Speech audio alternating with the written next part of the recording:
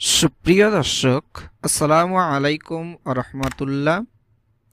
আল্লাহ পাক রব্বুল আলামিন পবিত্র কোরআন মাজিদের মধ্যে বলছে, ইয়া হে আইয়ুহাল্লাযীনা, যারা আমার প্রতি আমানু ঈমান আনয়ন করেছে, তুবু তোমরা তওবা করো, ইলাল্লাহি আমি আল্লাহ আমার কাছে, তাওবাতান নাসুহা আমি তোমাদের তওবা শুনতে পাচ্ছি। আল্লাহ রব্বুল আলামিন বলছে, হে ইমানদার বান্দারা, তোমরা আমার কাছে তওবা করো, আমি তোমাদের তওবাকে শুনতে পাচ্ছি।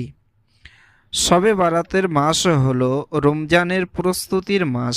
এটি আল্লাহর রহমত, তওবা এবং আত্মা তওবা এবং আত্মবিশ্বাসের মাস।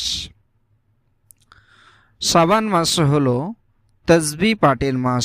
রমজানের আগে আমাদের অন্তরকে পরিষ্কার করার সময়। আল্লাহ রব্বুল আলামিন আরও বলছে, ইন্নাল্লাহা নিশ্চয়ই আমি আল্লাহ তাআলা ইউহিব্বু ভালোবাসি তাওয়াবিনা যারা আমার কাছে তওবা করে, যারা আমার কাছে তওবা করে আমি তাদেরকে অনেক ভালোবাসি। ওয়াহিয়া মুতাসাদ্দিক এবং আমি পবিত্রতা ভালোবাসি। আল্লাহ রব্বুল আলামিন শাবান মাসে আমাদেরকে আমল করার জন্য পাঠিয়েছে। রাসূলুল্লাহ সাল্লাল্লাহু আলাইহি সাল্লাম বলেন, শাবান মাসে বেশি বেশি রোজা রাখতে হবে। এই মাসে আমার বান্দেগি এবং আমল সমূহ পালন করতে হবে।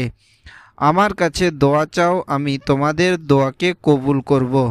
আর আমার কাছে আমল করো এবং শাবান মাসের পরে রমজান মাসে তোমরা রোজা আদায় করো।